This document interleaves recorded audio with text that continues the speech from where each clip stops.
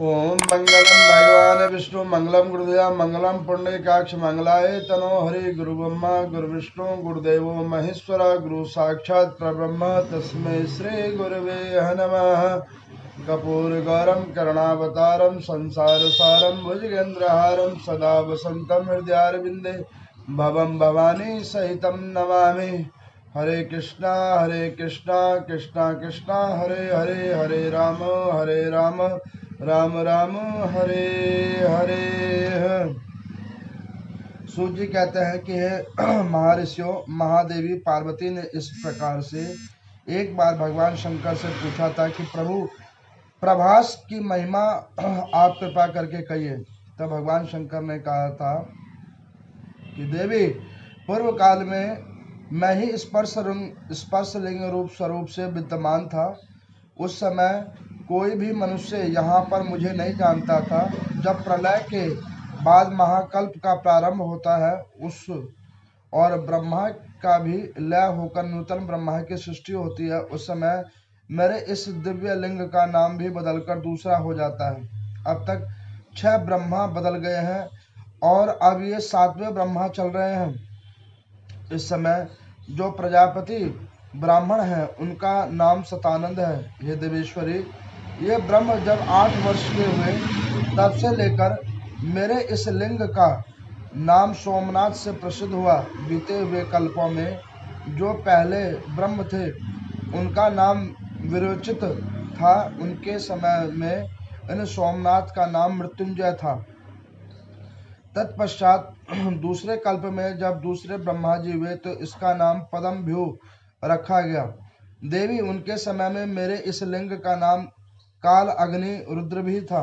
तीसरे ब्रह्मा प्रसिद्ध स्वयंभू नाम से हुई। उस समय सोमनाथ का नाम अमृतवेश्वर था। चौथा ब्रह्म परमेष्ठी नाम से विख्यात हुए। उसके समय में उनका नाम अनामय था। पांचवें में सूर्यज्येष्ठ नाम से विख्यात हुए। उस समय सोमेश्वर देव का नाम कृतिवास था। छठे ब्रह्म का नाम हेमगर्भ था। उसके समय में सोमनाथ का नाम भैरवनाथ था। जो कि ये जो 7वें ब्रह्म थे वो सतानंद कहलाए थे। इस समय मेरे इस लिंग का नाम सोमनाथ हुआ। इसके बाद आगामी कल्प में 8वें ब्रह्म चतुर्मुख नाम से विख्यात हुए। उस समय सोमेश्वर देव का नाम प्राणनाथ हो गया। इस तरह जो जो ब्रह्मा बीतते जाते हैं और प्रलय के पश्चात पुनः जो जो नए नए ब्रह्म उत्पन्न होते हैं, उनकी 8 वर्ष की आयु होने तक सोमेश्वर देव का एक नाम रहता है, उसके बाद वह बदल जाता है। इस प्रकार से संक्षेप में मैं तुम्हें सोमनाथ का नाम बतलाया है। पार्वती कहने लगी कि हे महादेव, मनुष्यों के ऊपर दया करने वाले, हे भगवान भूत भावन, आपके साथ बार बार प्रकट हुई हूँ। उस समय मेरे कौन कौन से नाम हुए? महादेव जी ने कहा कि देवी, आदि कल्प में तुम्हारा नाम जगन माता था, दूसरे में जगगोधनी था, तीसरे में सांभवी था, चौथे में विश्वरूपनी था, पांचवें में नंदिनी, छठे में गणाम्बिका, सातवें में तुम्हारा नाम विभूति हुआ। इसी प्रकार 8वें में शुभ्रू, 9वें में आनंदा, 10वें में वामलोचना, 11वें में वरारोहा, 12वें में सुमंगला, 13वें में महामाया, 14वें में अनंता, 15वें में भूत माता, 16वें में उत्तमा, 17वें कल्प में तुम्हारा नाम पितृकल्पा नाम से प्रसिद्ध हुआ। तत्पश्चात तुम दक्ष कन्या सती के नाम से प्रसिद्ध हुई। फिर दक्ष से अपमानित होने के बाद तुम्हारे शरीर का त्याग हुआ और तदंतर में वराह कल्प आने पर तुम हिमवान के यहाँ पर, हिमाचल के यहाँ पर पुत्री रूप में हुई, जो तुम्हारा नाम पार्वती रखा। तब से तुम मेरे साथ हो और द्वापर में महिषासुर का वध करने के लिए तुम भगवान विष्णु के साथ कृष्ण पिंगला नाम से भी प्रकट हुई। तब से कात्यायनी और दुर्गा आदि विविध नामों से तुम नवकोटि भेद के वसुधाल दर पर प्रकट हुई हो। सुंदरी, पूर्व काल में जो तुम्हारे कल्पानुसार नाम थे तथा जो भूत भविष्य वर्तमान तुम्हारे नाम थे, और होंगे वह सब मैंने तुम्हें बतला दिए हैं। उन्हें इसी प्रकार से जानना चाहिए। सकानंद नाम से विख्यात ये ब्रह्मा जी हैं, जिनके 8 वर्षों में पहले मनु हुए थे, और उस मनवंतर में जो प्रथम चंद्रमा थे वह लक्ष्मी और कौस्तुभ आदि के साथ समुद्र से प्रकट हुए थे। उन्होंने काल भैरव नाम से इस सोमेश्वर लिंग की आराधना की थी और बड़ी भारी तपस्या संलग्न और 14 युग व्यतीत हुए थे। सुंदरी, वह अद्भुत तपस्या देखकर मैं बहुत प्रसन्न हुआ और बोला, चंद्रदेव वर मांगो। तब उन्होंने कहा कि प्रभु, अगर आप मेरे को वर देना चाहते हैं तो ये ब्रह्मा जी जब तक रहे तब तक आपका नाम सोमनाथ रूप में प्रसिद्ध हो। मनवंतर समाप्त होने पर जो कोई भी दूसरे चंद्रमा हो, उन सबके नाम से ये सोमनाथ जी कुल देवता हो। तथा मैं तथास्तु कहकर उन शिवलिंग में लीन हो गया। तब से ये चंद्रमा मेरे मस्तक के ऊपर में विद्यमान है। महादेव जी ने कहा, देवी सुनो, वज्रेणी रूप में जब से ये चंद्रमा है, इस चंद्रमा के किरणों के अंदर में नाना प्रकार की औषधियों का प्रादुर्भाव हुआ है। इसकी भी बड़ी बृहद कथा है, जिसको श्रवण करने से, चिंतन और मनन करने से जीवात्मा का कल्याण होता है। कल की कथा में आप लोगों ने श्रवण किया था ओमकारेश्वर ज्योतिर्लिंग के ऊपर में। आज की कथा में यहाँ पर माँ पार्वती ने भगवान शंकर से कहा कि प्रभु, ये प्रभास क्षेत्र का नाम आप बतलाइए। तो भगवान भूत भावन शंकर कहते हैं कि देवी, प्रभास क्षेत्र वो क्षेत्र है जहाँ पर सोमनाथ जी विद्यमान हैं। तो उन्होंने कहा कि प्रभु, ये सोमनाथ इस ज्योतिर्लिंग का नाम कैसे पड़ गया? तो उन्होंने कहा कि देवी देखो, मेरे अभी तक के समय काल में 7 ब्रह्मा अभी तक में परिवर्तित हो चुके हैं और कई मनु भी इसके अंदर में आ चुके हैं। जैसे जैसे ब्रह्मा आते गए, जैसे जैसे ब्रह्माओं ने अपना अपना नाम और संस्थान बनाया, उसी प्रकार से इस ज्योतिर्लिंग का नाम आदि आदि रूप में संस्करण हुआ। तब उन्होंने कहा कि प्रभु, एक चीज मुझे बतलाइए कि प्रभु, जिस प्रकार से इतने ज्योतिर्लिंग बने, इतने ब्रह्मा परिवर्तित हुए, तब मैं कैसे इतनी बार आई? मैंने कल की कथा में आपको बताया था ना कि माँ भगवती के मुंडों की माला भगवान शंकर पहले पहनते थे। उन्होंने उस माला को कपाल क्षेत्र महाकाल के अंदर में फेंका था।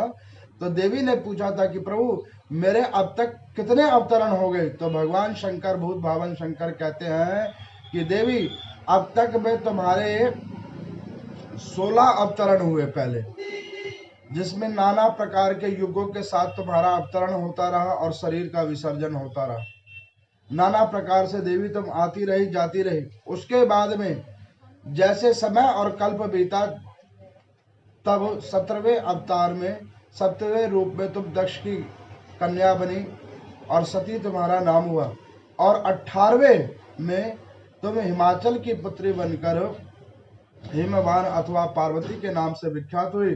कलयुग के अंदर में तुम्हारा नाम कात्यायनी चामुंडा इस नाम से विख्यात हुआ, दुर्गा नाम से विख्यात हुआ। और जब द्वापर युग के अंदर में आपने महिषासुर आदियों का वध किया भगवान नारायण की इच्छा अनुसार, तो आपका नाम कालरात्रि आदि आदि देवियों का भी नाम आपके ऊपर में रखा गया। तब माँ पार्वती ने कहा कि प्रभु, इस ज्योतिर्लिंग का नाम सोमनाथ ही क्यों रखा गया? तो कहने कि देवी, अब आपको हम बतलाते हैं इसकी एक चिरकाल की कथा, प्राचीन इतिहास समझाते हैं। भगवान शंकर कहते हैं कि देखो देवी, जब देवासुर संग्राम हो गया और उसके बाद में असुर और देवतागण जब एक जगह पर एकत्रित हुए, तो उन लोगों ने मन में विचार बनाया कि समुद्र मंथन किया जाए। तो उस समुद्र मंथन में से लक्ष्मी निकली, कौस्तुभ मनिया आदि निकले। उसी समुद्र मंथन के अंदर से नाना प्रकार के रत्न निकले और उसी समुद्र मंथन से चंद्रदेव भी निकले। चूंकि देवी देखो, मैंने विष का धारण किया और मेरा कंठ नीला हो गया, तो इसलिए मेरा नाम नीलकंठ महादेव भी पड़ा।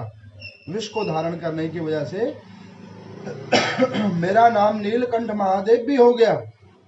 मैंने विष को ग्रहण किया, कंठ मेरा नीला हो गया, नीलकंठ महादेव के रूप में मैं विख्यात भी हुआ देवी। उसके बाद मैंने जब नीलकंठ रूपेण मेरा कंठ हो गया तो वहां पर जितने भी देवी देवता गण थे भगवान नारायण समेत, उन्होंने कहा कि भगवान शंकर के चूंकि कंठ में विष आ गया है तो इस विष को शीतलता प्रदान करने के लिए चंद्रमा को भगवान भूत भावन शंकर के मस्तक के ऊपर में विद्यमान कर दिया गया। तो भगवान शंकर के मस्तक के ऊपर में चंद्रदेव आकर बैठ गए। अब आपको भगवान शंकर कहते हैं कि ये चंद्रमा पूर्व जन्म में कौन था? तो कहते हैं कि चंद्रमा जो पूर्व जन्म के नाम में शिरोमणि नाम का एक ब्राह्मण थे, शिरोमणि नाम के एक ब्राह्मण थे जो भगवान शंकर की अनंत भक्ति की थी। इस ब्राह्मण ने भगवान शंकर की इतनी उपासना की कि उस उपासना के पीछे उसने अपना सब कुछ त्याग कर दिया, घर परिवार संसार सब कुछ त्याग कर दिया, और वहां पर भगवान शंकर का एक उपलिंग को स्थापित किया जिनका नाम था सिद्धेश्वर, जो प्रभास क्षेत्र के अंदर में है। ऐसे भगवान भूत भावन शंकर सिद्धेश्वर नाम से उन शिरोमणि ब्राह्मण के नाम से द्वारा पूजित हुए।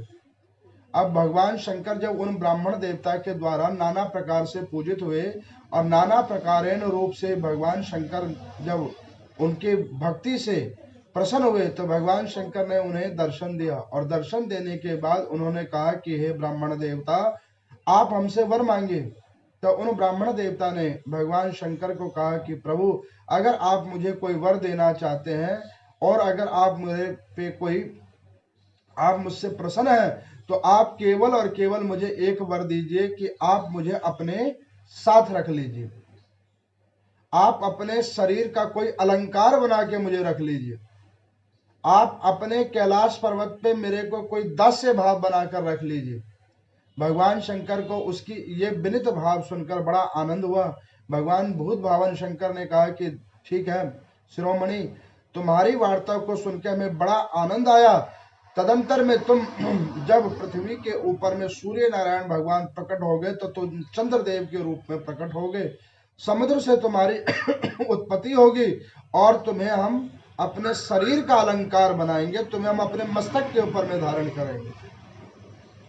अब यहाँ पर वो कहते हैं कि प्रभु, ये चंद्रमा के नाम से आपने ये शिवलिंग का नाम क्यों रख दिया, सोमनाथ क्यों रख दिया? तो यहाँ पर वो एक कथा सुनाते हैं कि देखो, राजा दक्ष प्रजापति की 27 और पुत्रियां थी।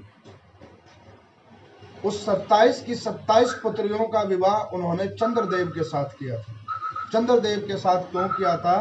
कि चंद्रदेव रूपवान और उनकी किरणों से औषधि उत्पन्न होती थी और उनके अंदर में जो गुण थे वो पृथ्वी लोक के ऊपर में अन्य किसी के अंदर में नहीं थे।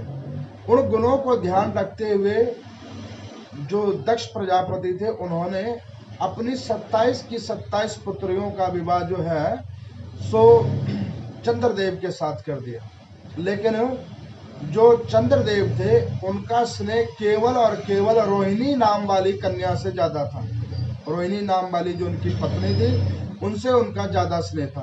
बाकी 26 जो कन्याएं थी, जो दक्ष प्रजापति की कन्याएं थी, उनसे वो स्नेह थोड़ा कम रखते थे। तो उन 26 कन्याओं ने जाकर दक्ष प्रजापति को कहा कि हे पिताजी, वैसे तो आपने जो हमारे लिए नियम बनाया, जो हमारा कन्यादान किया, उससे हम पूर्ण सहमत हैं, लेकिन ये चंद्रमा को देखो, ये केवल और केवल ये हमारी एक बहन के अंदर में स्नेह रखता है, एक बहन को ही स्नेह करता है और 5:30 बजे के बाद एक बहन को ही ये स्नेह करता है, बाकियों को ये स्नेह नहीं करते हैं। ऐसे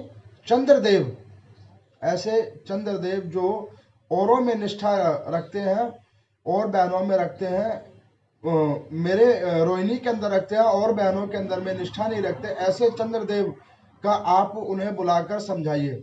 तब राजा दक्ष प्रजापति ने चंद्रदेव जी को बुलाया और चंद्रदेव जी को बुलाने के बाद उन्होंने कहा कि हे चंद्रमा, आपको हम समझाते हैं कि चूंकि आपकी 7 पत्नियां हैं, 27 नक्षत्र रूप में वो विख्यात है और वो आपकी किरणों के ऊपर ही आश्रित है, तो आपको सबको सम्मान दृष्टि देना चाहिए, सम्मान स्नेह करना चाहिए।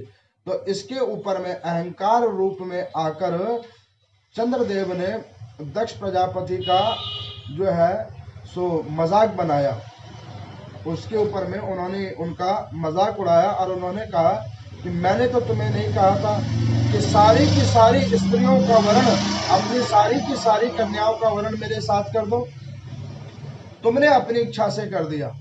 अब जब ये वार्ता को सुना दक्ष प्रजापति जी ने तो उन्हें क्रोध आया और उन्होंने जाकर श्राप दे दिया कि जाओ चंद्रमा, जो तुम्हें अपने रूप रंग के ऊपर में इतना गौरव हो चुका है, अब ये तुम्हारा रूप और रंग सब लीन हो जाएगा और इस विलीन अवस्था में तुम्हारे अंदर में अंधकार आ जाएगा और तुम्हें करूप प्राप्त हो जाएगा। आप देखते हो चंद्रमा के अंदर में गड्ढे होते हैं, आप ध्यान से देखो, पूर्णमासी के चंद्रमा को देखो, उसमें गड्ढे होते हैं और गड्ढे ऐसे होते हैं जो काले काले धब्बे की तरह लगते हैं। ये जो धब्बे दिख रहे हैं, ये श्राप जो है दक्ष प्रजापति का है। अब उसको जब ये कहा तब चंद्रमा के नेत्र खुले, उसकी जो तेज थी, उसकी जो किरण थी जिससे औषधि उत्पन्न होती थी, वो किरण उसकी विलीन हो गई। जब उसकी किरण और तेज विलीन हो गई तब चंद्रदेव ने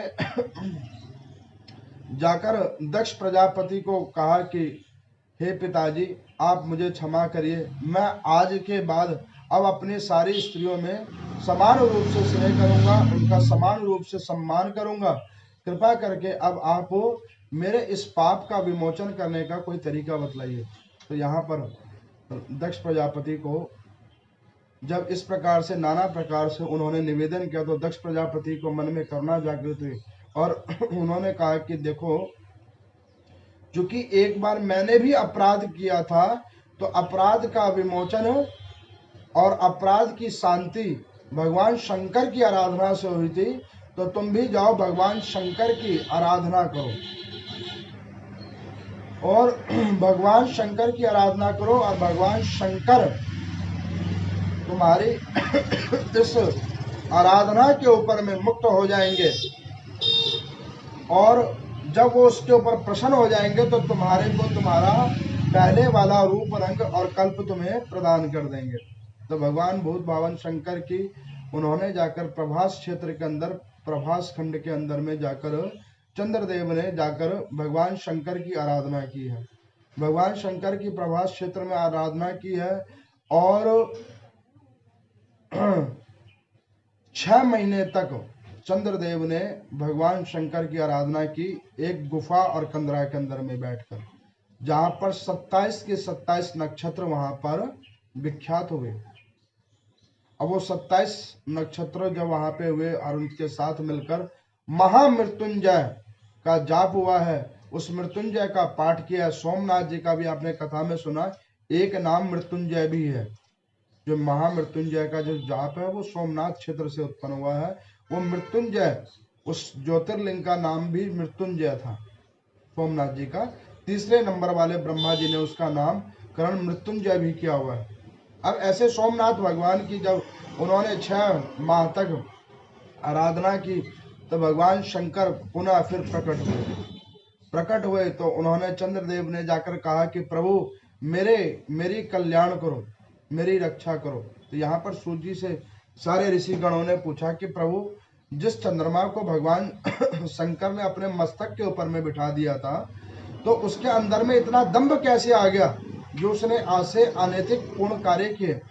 तो यहाँ पर सूर्य भगवान कहते हैं कि जब व्यक्ति का अंदर में दंभ आ जाता है, जब व्यक्ति के अंदर में दंभ आ जाता है, किसी वो ऊंचे ओहदे पे बैठ जाता है तो उसकी बुद्धि भ्रष्ट हो जाती है, तब वो अपने आप की महानता ज्यादा बखान करता है और दूसरों को तुच्छ समझने लग जाता है, वो अपने आप को श्रेष्ठकर समझता है। और भगवान शंकर कहते हैं कि पृथ्वी पे, इस पृथ्वी लोक के ऊपर में कोई भी बड़ा नहीं है और कोई भी छोटा नहीं है, सब हरि के बच्चे हैं और सब हरि की ही संतान है। और जो पृथ्वी पे अपने आप को बड़ा समझते हैं और दूसरों को छोटा समझते हैं, उन्हीं जीवात्माओं का नरक का द्वार खुलता है। उन्हीं का पतन होता है, उन्हीं का विनाश होता है। तो इसीलिए कि किसी को छोटा नहीं समझना चाहिए। हरि भगवान के जितनी भी संतान है सब एक समान है। तो भगवान शंकर कहते हैं कि देखो इस प्रकार से उस चंद्रमा ने भगवान शंकर की आराधना की, और आराधना करने के बाद भगवान शंकर आ गए। तो यहाँ पर सूर्यों से सारे ऋषि जनों ने पूछा कि प्रभु 6 महीने के अंदर ही कैसे भगवान शंकर आ गए? तो उन्होंने कहा कि इसके पूर्व जन्म के कल्पों के जो पुण्य कर्म थे उसके प्रभाव से, चूंकि ये भगवान शंकर के मस्तक के ऊपर में था, तो भी भगवान शंकर ने इसके पाप विमोचन में 6 महीने लगाए। अब आपको पता लगा कि कई लोग पूछते हैं कि पंडित जी हम तो इतने टाइम से भगवान शंकर की सोमवार का व्रत रख रहे हैं, इतने कल्पों से अच्छे कर्म कर रहे हैं, फिर भी उस अच्छे कर्मों का हमें फल नहीं मिल रहा। अब आप ये देखो, जो भगवान शंकर के मस्तक के ऊपर में बैठा हुआ है चंद्रमा, जटाओं के अंदर में बैठा हुआ है चंद्रमा, ऐसी चंद्रमा की अगर ये दुर्गति हो सकती है, तो आप सोच लो कि जो व्यक्ति थोड़ी मोड़ी पूजा करके, थोड़ा मोड़ा साधन करके, और ये विश्वास करते हैं कि नहीं इतनी पूजा बहुत हो गई, इतनी भजन कीर्तन बहुत हो गया, इतना चिंतन बहुत हो गया, अब कीर्तन और भजन की कोई जरूरत नहीं, तो उन सोचने वाले व्यक्तियों की सबसे ज्यादा मैं कहूंगा मूर्खता है। क्योंकि भजन की कोई सीमा नहीं है। जैसे हमारे पाप कर्मों की कोई सीमा नहीं है, वैसे ही भजन की भी कोई सीमा नहीं है। तो इस प्रकार से जब भगवान शंकर वहां पे प्रकट हुए चंद्रदेव के पास में, तो चंद्रदेव को उन्होंने कहा कि देखो चंद्रमा, तुम्हारे श्राप को हम कटित करेंगे, लेकिन तुम्हारे को अब हम एक बात कहेंगे कि हर दिन दक्ष प्रजापति की हर कन्या के साथ में तुम्हें हर वार को रहना पड़ेगा। जैसे कि आप लोग देखते होंगे कि चंद्रदेव जो है सो प्रत्येक दिन हर नक्षत्र के अंदर में प्रवेश करते हैं, और उस नक्षत्र के अंदर में फिर ग्रह प्रवेश करता है। आप जब कोई भी कार्य करते हैं तो उस कार्य में जाकर जब आप किसी विद्वान ब्राह्मण से पूछते हैं, तो वो ब्राह्मण आपको बतलाते हैं ना कि आज ये तिथि है, ये लगन है, और इस तिथि के अंदर में, इस नक्षत्र के अंदर में चंद्रदेव है, और इस राशि के अंदर में चंद्रदेव प्रवेश है। अब कोई ये पूछे कि पंडित जी सूर्य नारायण भगवान भी तो राशियों में प्रवेश करते हैं, तो मैं आपको बतलाऊं, सूर्य नारायण 1 माह तक के लिए बैठते हैं, 1 माह तक के लिए एक राशि में बैठते हैं, और चंद्रदेव दैनिक रूप में परिवर्तन करते हैं।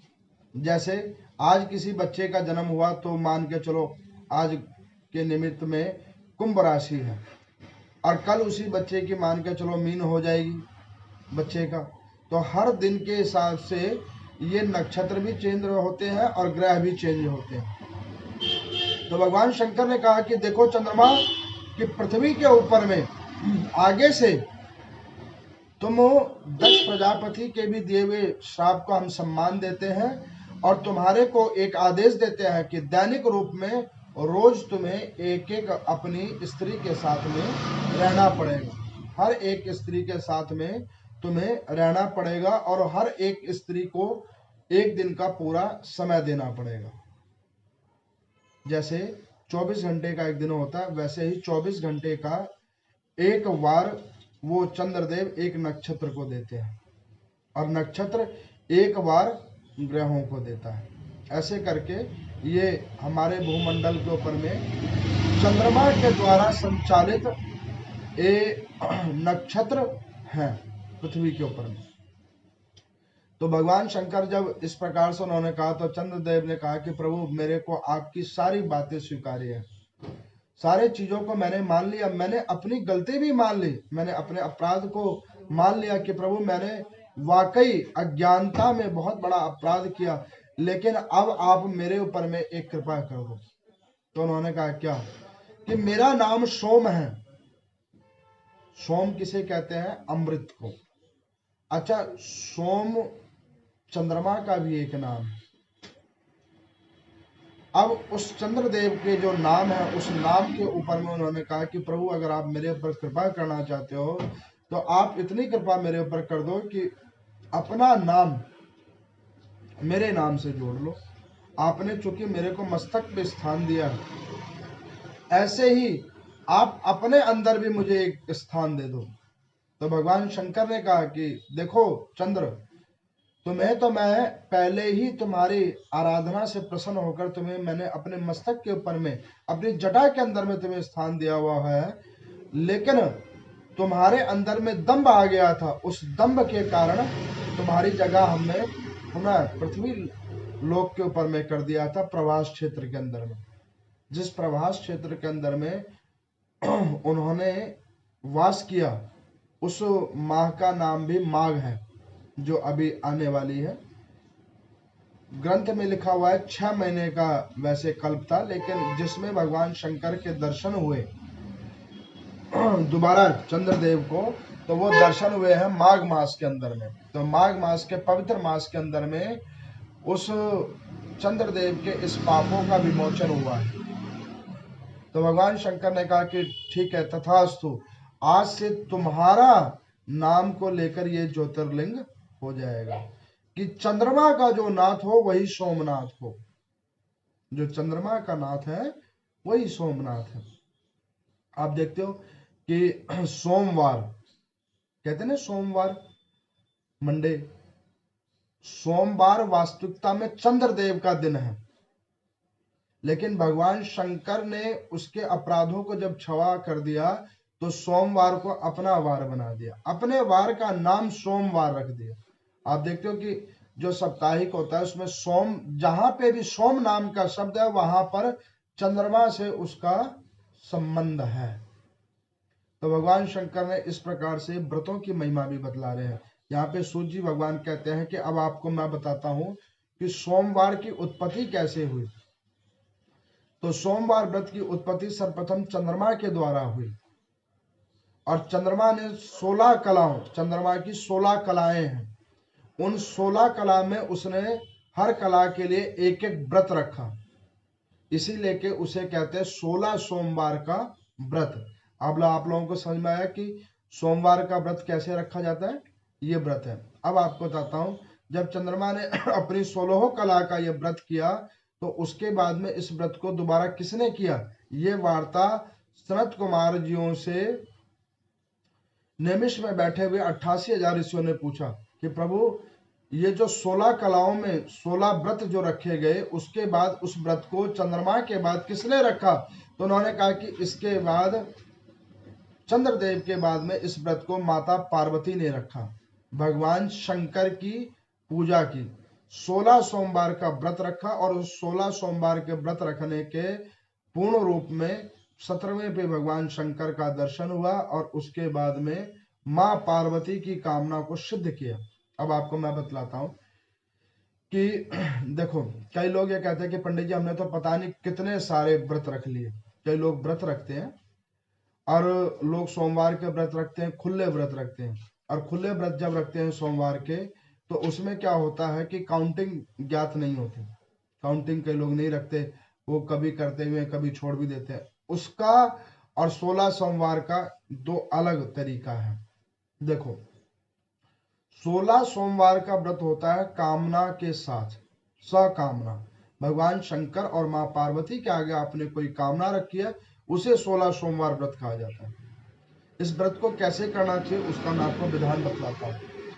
इस व्रत को करने का विधान यह है कि व्रती स्त्री अथवा पुरुष, कन्या अथवा बालक, ये जब इस व्रत को करें तो प्रातः काल ब्रह्म मुहूर्त में उठकर स्नान ध्यान करने के बाद में घर के निकट कोई भी देव स्थल हो, उस देव स्थल में जाकर भगवान भूत भावन शंकर माँ पार्वती शिव परिवार की पूजा करें। और इसकी जो कथा है, सोमवार व्रत कथा जो है, 16 सोमवार व्रत कथा, उस कथा को वो पढ़ें। उसके बाद धूप दीप से भगवान शंकर की पूजा करें, और उसके बाद जो आप तिल फुल लेके आए हो वो भगवान शंकर को चढ़ावें। और प्रयास ये किया जाए कि जो आप नैवेद्य चढ़ाएं भगवान शंकर को, तो वो आप बनाएं। देखो, अब कोई ये पूछेगा कि भगवान शंकर को अति प्रिय नैवेद्य कौन सा है। मैंने आपको बताया भगवान शंकर को अति प्रिय केवल और केवल भांग लगता है, इसके अलावा उनको कोई अति प्रिय नहीं लगता। लेकिन उसके बाद अगर भांग के बाद अगर कोई अन्न में अच्छा उनको लगता है तो वो लगता है खीर। तो भगवान शंकर की जब आप पूजा करो तो उसमें खीर जरूर बनाना चाहिए। अथवा जो खीर नहीं बनाते मान के चलो, क्योंकि पंजाब के क्षेत्रों में कई जगहों पे हलवे का रिवाज है अथवा पंजीरी का रिवाज है, वो ये बनाते हैं और वो भोग लगाते हैं। तो जो भी आप कोई भोग लगाओगे, जो भी प्रसाद आप बना के भोग लगाओगे दिन में, उसी प्रसाद का एक भाग आप अपना बचा के रखोगे और जब सायकाल हो जाएगा, संध्या काल जब हो जाएगा, तो उस संध्या काल के वेला में उस प्रसाद को ग्रहण करके शाम की आरती होने के बाद आप अपना व्रत खोलोगे। भगवान शंकर के जो व्रत होते हैं वो होते हैं मीठे व्रत। अन्न आप खा सकते हो, मीठा भोजन कर सकते हो, लेकिन भगवान शंकर के नमक वाले व्रत नहीं होते। अब कई लोग कहते हैं कि पंडित जी देखो, राजस्थान आदि क्षेत्रों के अंदर में, उत्तर प्रदेश आदि क्षेत्रों के अंदर में, वहां पे जो लोग व्रत रखते हैं वो लोग नमक भी खा लेते हैं, अपने मन से नमक भी एक समय खा लेते हैं। कोई कुछ, हर प्रकार के अपने क्षेत्रों के हिसाब से अपनी अपनी वार्ताएं। देखो, लोगों ने व्रत को अपनी सहूलियत के अनुसार रख लिया। जो शास्त्र कहता है वो ये कहता है कि एक समय मीठा भोजन होना चाहिए। अब आप अपनी सहूलियत के हिसाब से नमक खाइए, जो मर्जी करिए, उससे भगवान शंकर को कोई लेना देना नहीं। आपके भाव के अनुसार वो आपको व्रत का फल देंगे। अब कोई ये पूछे कि पंडित जी मान के चलो किसी कुंवारी कन्या के विवाह के लिए उसने ये व्रत को रखा, 16 सोमवार के व्रत को रखा। अब 16 सोमवार के व्रत को उसने रखा कुंवारी कन्या ने, और उसके बाद भी उसका विवाह नहीं हो रहा है, तो वो ये कहेगा कि नहीं नहीं, ये व्रत तो ऐसे ही रखना बेकार है, इससे तो कुछ फल मिलता नहीं। तो मैं आपको बतलाऊं, ऐसी कोई बात नहीं है। भगवान शंकर की पूजा की हुई कभी भी निष्फलित नहीं होती। भगवान भूत भावन की पूजा की हुई कभी भी निष्फलित नहीं होती। भगवान शंकर की पूजा सदैव सदैव फलित है। अब मान के चलो जिस कन्या का विवाह नहीं हो रहा है, उस कन्या के कुंडली के अंदर में कई और दोष होंगे, उस दोषों की वजह से वो सोमवार का व्रत भी उसके ऊपर में नहीं आ रहा। मान के चलो एक व्यक्ति किसी वस्तु को तोड़ दे, उसके बाद उसमें एलपी लगाए, फेविकॉल लगाए इसको चिपकाने के लिए, या टेप लगा के चिपकाए, या और किसी भी चीज से चिपकाने वाले चीज से वो चिपकाए, तो वो कितना भी प्रयास करेगा तो उस टूटी हुई जगह पे जो टूटे हुए की जो रेखा है वो उसके अंदर में अपने आप दर्शा जाएगी, वो उससे कटित नहीं होगी। क्यों कटित नहीं होगी?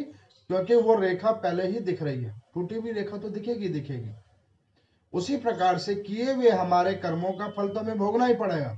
अब कोई ये कहे कि पंडित जी फिर तो किए हुए कर्मों का ही फल हमें प्रधान रूप में मिलेगा ही, तो ये व्रतों को क्यों करें, इससे क्या फायदा, इससे क्या लाभ? तो मैं आपको बतलाऊं कि जो हम लोग व्रत करते हैं, पूजा पाठ करते हैं, तप करते हैं, यज्ञ करते हैं, कोई अनुष्ठान करते हैं, शरीर से कोई श्रम सेवा करते हैं, धन का दान देते हैं, ये सब जो भी होती हैं, ये शरीर में जैसे अनाज खाने से गुण तत्व हमारे शरीर के अंदर में उत्पन्न होते हैं।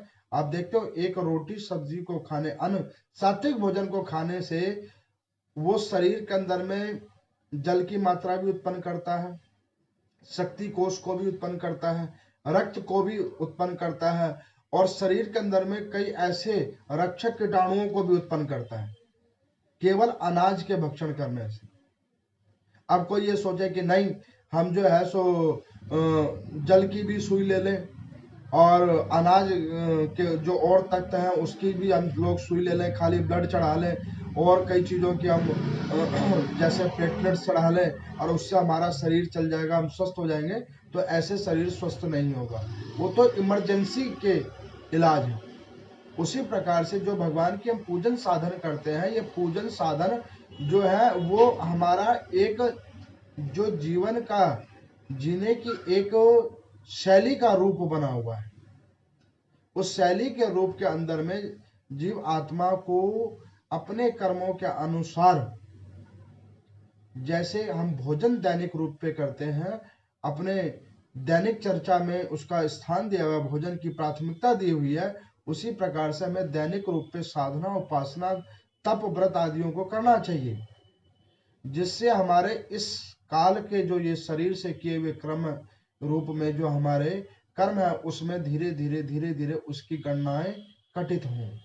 तो हम जो ये व्रत करते हैं ये उसके लिए भी करते हैं।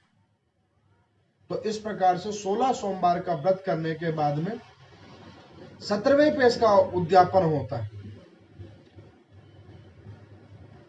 अब नियम तो ये कहता है कि देखो, व्रत का बहुत सारा विधान है, हर व्रत का बहुत बहुत विधान है, नाना प्रकार से करने का विधान है। देखो, हम तो ये जानते हैं, शास्त्रों में एक विधान है कि हो तो एक लोटे जल से भी भगवान शंकर प्रसन्न हो जाते हैं, अगर आपके पास कुछ नहीं है। और अगर प्रभु ने सामर्थ्य दिया हुआ है तो फिर कंजूसी क्यों करना? जो जो हमसे हो पाए, इसी बहाने आपके हाथ से दान भी तो निकलेगा। आपको मैं एक और बात बतलाऊं, देखो, अब ये एक हास्य प्रसंग है। एक व्यक्ति था, वो जुआरी था, नाना प्रकार के प्रमादी कर्म करता था। अब वो चूंकि जुआरी था, नशा का सेवन करता था, प्रमादी था, कुसंग करने वाला था, तो स्वाभाविक है वो सबसे ज्यादा दुखी भी था। तो उसने एक बार एक ब्राह्मण के पास में जाकर पूछा कि महाराज, आप मेरा हाथ देख के बतलाओ कि मैं इतना दुखी क्यों हूं, मेरे पास पैसा नहीं टिकता है, काम नहीं चलता है। अच्छा, ब्राह्मण भी उसी प्रमादी व्यक्ति के समान थे। आजकल कुछ देव स्थलों में ब्राह्मण भी ऐसे हैं जो व्यक्ति को सही मार्ग नहीं दिखाते। मेरे पास दिन में रोज दो चार लोग कुंडली दिखाने के लिए आते हैं, पूछते हैं कि पंडित जी ये उपाय, इसका उपाय, उसका उपाय। हम लोग सिर्फ वही उपाय बताते हैं जो सात्विक है, जो सही मार्ग का है। अब मुझे कोई पूछे कि पंडित जी ये रास्ता कहाँ जा रहा है, तो वो जिस गंतव्य पे जा रहा है हम वही आपको गंतव्य बतलाएंगे। उस डेस्टिनी से बियॉन्ड हम नहीं बताएंगे आपको कि भैया ये रास्ता दूसरी ओर जा रहा है, वो नहीं बताएंगे, क्योंकि उसको बताने में भी दोष है। उससे अच्छा ये है कि अगर आपको नहीं पता तो आप हाथ जोड़ दो, प्रभु मुझे पता नहीं है।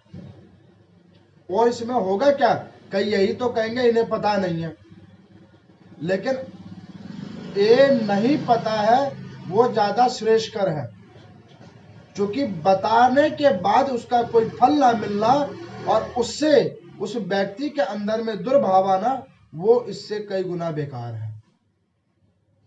आप देखते हो, इसी वजह से लोगों का जो सनातन धर्म से आस्था कम जो होता है वो इन्हीं ब्राह्मणों गुरुजनों की वजह से हो जाता है। ऐसे ऐसे उपाय बतलाते हैं, ऐसे ऐसे वो बताते हैं, और वो जब फलित नहीं होते तो वो व्यक्ति कहता है कि ये बिल्कुल बेकार है, ये सब पाखंड है। तब उस व्यक्ति ने कहा कि महाराज मेरा हाथ देख के बताओ। तो उस लोभी ब्राह्मण ने कहा कि भैया तेरे ऊपर में जो है शनि की 7.5 चल रही है। शनि की 7.5 सबके ऊपर में प्राय चलती है। 19 वर्ष के लिए शनि आता है हर व्यक्ति के ऊपर में, 19 वर्ष के लिए, ढैया और 7.5 ऐसे क्रम से वो आता है और अपना क्रम पूर्ण करके चला जाता है।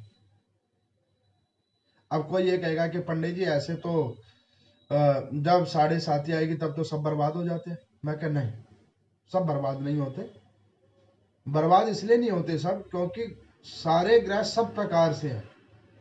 आदमी के जब ऐसे नीच ग्रह जब कुंडली के अंदर प्रवेश करते हैं तो उस समय काल में थोड़ा सा व्यक्ति विचलित तो हो जाता है, लेकिन ये दूसरे दृष्टिकोण से देखो तो भगवान कहते हैं कि देखो ये तुम्हें अवसर मिला है कि इस बुरे कल्प के समय में, इस बुरे समय के अंदर में भगवान की भजन कीर्तन और बढ़ाओ, ताकि ये समय और आपका अनुकूल रूप से निकले। जैसे कि कोविड की महामारी है, अभी ये मंदिर में कथा हो रही है, श्रवण करने के लिए कोई हो चाहे ना हो, हम फिर भी कथा सुना रहे हैं। हम क्यों कथा सुना रहे हैं? वो इसलिए कथा सुना रहे हैं कि इस हरि नाम संकीर्तन से, शिव नाम संकीर्तन से जितने भी जीवात्मा है, जो जो इस कथा को श्रवण करेगा और जो जो इस कथा के अंदर में श्रद्धा को जागृत करेगा, उन जीवात्माओं का कल्याण हो। जो ऐसे स्कंद पुराण की कथा को श्रवण करेगा उनका कल्याण हो। ये जो बीमारी फैली हुई है उस बीमारी का रोकथाम हो। अब यहाँ पर उस व्यक्ति ने कहा कि पंडित जी शनि की 7.5, तो कहने लगा हाँ। तो उन्होंने कहा कि ये कैसे ठीक होगा? तो उन्होंने कहा कि बेटा तेरे पास 1100 रुपये हैं। तो उसने कहा कि नहीं 1100 रुपये तो नहीं है। अच्छा 500 रुपये है? तो उसने कहा वो भी नहीं है। 250 वो भी नहीं है। अच्छा 100 रुपये तो होंगे? कहने लगा वो भी नहीं। 50 रुपये वो भी नहीं। 11 रुपये? तो कहने लगा वो भी नहीं। तो वो पंडित जी हंसकर कहने लगे कि बेटा जब तेरे पल्ले ही कुछ नहीं है तो शनि तेरा उखाड़ेगा क्या? जब तो पहले ही नंगा हो चुका है तो तेरे पल्ले जब कुछ बचा ही नहीं है तो तेरा शनि क्या उखाड़ लेगा? तेरा तो पहले ही सब कुछ उखड़ा हुआ है। कहने का अभिप्राय क्या है कि जो जीव आत्मा पृथ्वी के ऊपर में पहले ही दुख भोगने के लिए आए हुए हैं और वो सुख की आशा रख रहे हैं, ऐसे व्यक्तियों को मूर्ख नहीं तो और क्या कहा जाएगा? हमारे सनातन धर्म में कहा जाता है, भगवान शंकर कहते हैं मां पार्वती को कि देवी पृथ्वी पे जो भी कोई उत्पतित हुआ है वो सब और सब दुख भोगने के लिए उत्पन्न हुए हैं, और जो कोई इस पृथ्वी लोक के ऊपर में सुख की अभिलाषा करता है, सुख की आस रखता है, वही सबसे बड़ा मूर्ख है। पृथ्वी पे आए हो तो सुख की अभिलाषा छोड़ो, भगवान का भजन करो, भगवान का कीर्तन करो, यही तुम्हारा मुक्ति और कल्याण का मार्ग है। तो यहाँ पर भगवान शंकर कहते हैं कि जो कोई इस प्रकार से भगवान भूत भावन की एक कथा, सोमनाथ जी की एक कथा को जो कोई श्रवण करता है, इसका चिंतन करता है, मनन करता है, उसके ऊपर में भगवान भूत भावन शंकर की अति अनुग्रह प्राप्त होती है। ओम नमो नारायण।